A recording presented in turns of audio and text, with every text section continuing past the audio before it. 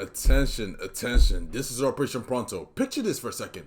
A village in northern Nigeria. Nighttime, no electricity, no police, just crickets and fear.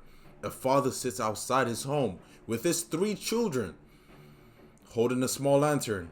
Only lights and miles apart from the whole village. He hears motorcycles approaching. He knows exactly what a sound means. Every night he prays, Lord, let them pass us tonight. But tonight, they don't. The bikes stop, shouting, gunfire, chaos, and in 6 minutes, the entire village is erased. Not because people were weak, but because no one came and no one believed anyone ever would. The next morning, Twitter scrolls on, politicians argue, and the father is buried. And his children have no father again. Now the question rises like smoke. Will Trump and the US Army save Nigeria? Or will history repeat itself again and again? Trump recently warned Nigerian leaders, protect your Christians or America will. And Nigerian leaders fired back saying there wasn't really no genocide happening, which we covered in previous episodes. And they also responded with saying, we don't need saving. But the numbers don't lie. Over 50,000 deaths from terror and ethnic conflict in the last decade alone. Villages wiped out, roads broken, electricity unstable. And the world is watching, but who's actually moving? It brings me back to a little flashback. Let's go back retrospectively. In 2014, Boko Haram kidnapped schoolgirls. The world yelled, bring back our girls. America sent advisors, hashtags trend, and nothing really changed. Africa today is not a continent, it's a chessboard for world's superpowers. The US wants influence, China wants resources, Russia wants reach, Nigeria is a battlefield right now.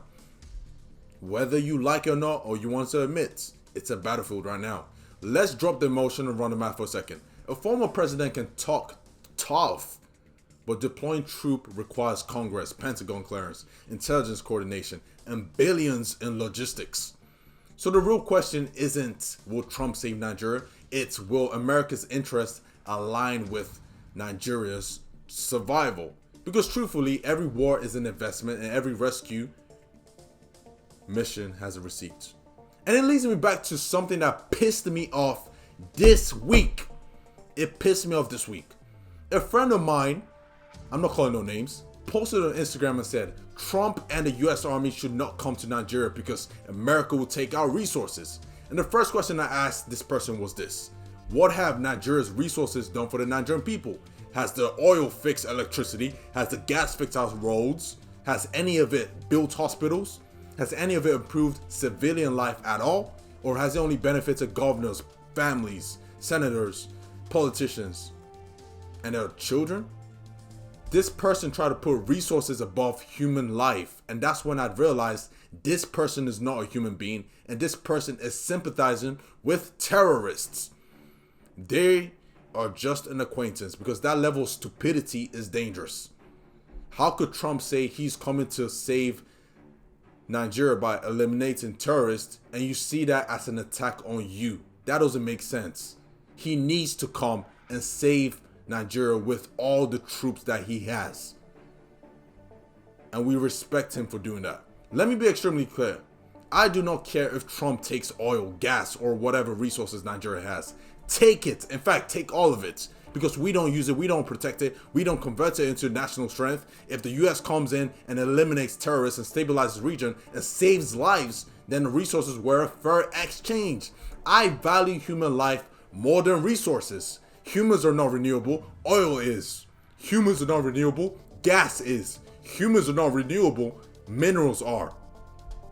So forget about resources. Nigeria doesn't need oil more than it needs peace. Nigeria doesn't need gas more than it needs security. Nigeria doesn't need minerals more than it needs children to stop being buried. This is the conversation people are too cowardly to have.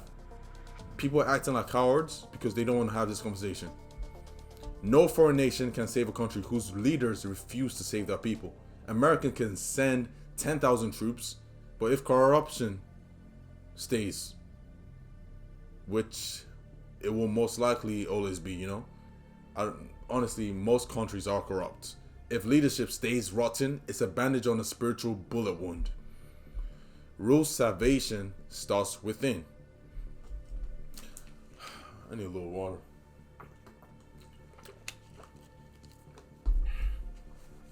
Let's talk about an economic chessboard for a second. Nigeria's true wealth isn't oil, it's its youth.